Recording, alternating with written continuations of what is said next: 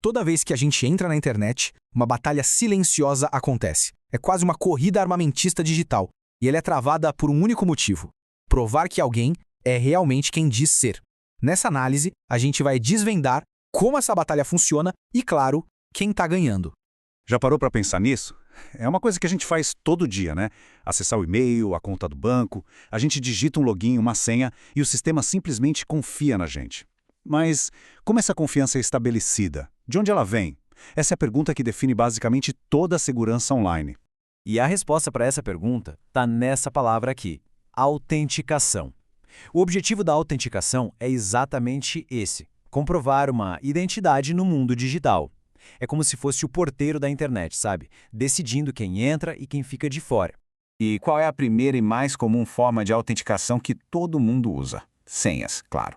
Mas, como a gente vai ver, essa primeira linha de defesa, bom, ela é surpreendentemente frágil.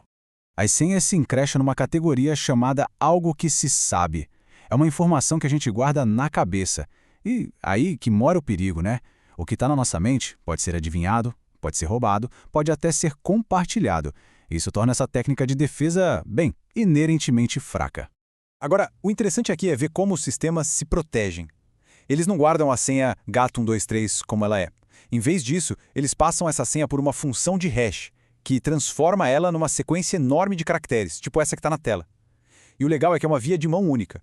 É fácil transformar gato123 nesse hash, mas é praticamente impossível fazer o caminho de volta. Só que os invasores são espertos. Em vez de tentar quebrar o hash, eles fazem outra coisa: um ataque de dicionário. Eles pegam milhões de senhas comuns, geram um hash de todas elas e depois só procuram uma correspondência com o hash que foi roubado. Se encontrarem, pronto, a senha original foi descoberta. E isso nos leva para a próxima jogada nessa corrida, o salting, ou simplesmente sal. O que acontece? Antes de gerar o hash da senha, o sistema adiciona uma sequência aleatória de caracteres, que é o tal do sal. Com isso, mesmo que duas pessoas usem a mesma senha, tipo abacate, o hash final de cada uma vai ser totalmente diferente por causa desse sal único. Isso acaba com a eficácia dos ataques de dicionário, uma defesa bem simples, mas genial. E se ainda resta alguma dúvida da importância disso tudo, é só olhar para esse gráfico. É impressionante.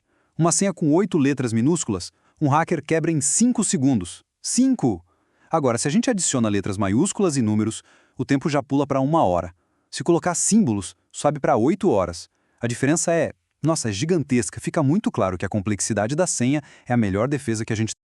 Mas a segurança não parou nas senhas. Para se proteger de verdade, a gente precisa de mais camadas. Vamos dar uma olhada agora em como o arsenal da autenticação evoluiu. A próxima camada de defesa é o algo que se tem. Aqui não é mais uma informação, mas sim um objeto físico. Um cartão, uma chave de segurança daquelas USB, um certificado digital. A segurança aumenta, claro, mas o risco também evolui, né? Afinal, objetos podem ser roubados ou copiados. Isso nos leva à fronteira final da autenticação, o algo que se é. Agora a gente está falando de biometria. São características que são únicas de cada pessoa, como a impressão digital, o rosto, a íris. Elas são mais complexas de implementar, mas, em teoria, são as mais seguras. Mas o que faz uma característica biométrica ser útil para a segurança? Bom, ela precisa seguir alguns critérios. Tem que ser universal, quer dizer, todo mundo tem. Singular, ou seja, única para cada pessoa. Permanente, não pode mudar com o tempo. E, claro, precisa ser algo que um computador consiga medir.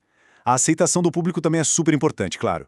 E esse diagrama aqui ilustra isso muito bem. Um sensor, tipo o leitor de digital do celular, captura os dados, daí o sistema extrai só as características mais importantes, não a imagem inteira, e compara com o que está guardado de forma segura lá no banco de dados. Se bater, o acesso é liberado. Simples assim. Então, a gente tem algo que se sabe, algo que se tem e algo que se é. Isoladamente, cada um deles tem suas fraquezas. Mas e o que acontece quando a gente combina tudo isso? Aí sim, a gente chega no padrão ouro da segurança moderna. Isso é a autenticação multifator, ou MFA. A ideia é bem simples: exigir pelo menos 2 desses métodos diferentes para provar uma identidade. É aquela camada extra de segurança que protege as contas, mesmo que, por algum motivo, a senha seja roubada. O processo é bem direto, né? Primeiro, a senha, que é o algo que se sabe. Logo em seguida, o sistema pede uma segunda prova, como um código que chega no celular, o algo que se tem. Só depois de passar por essas 2 barreiras é que o acesso é liberado. 2 fechaduras são sempre melhores que uma. No fim das contas, toda essa tecnologia, desde senhas e hashes até biometria e MFA, pode ser resumida em uma única frase. O objetivo é comprovar que um usuário é realmente quem ele diz ser. É essa busca por certeza que move toda essa corrida armamentista digital. Isso tudo nos deixa com uma pergunta para o futuro. Com a evolução da biometria e de outras tecnologias, pode ser que um dia o conceito de senha simplesmente desapareça. Se isso acontecer, como vai ser a nossa identidade digital? Como a gente vai provar quem somos num mundo sem senhas? A corrida armamentista com certeza continua.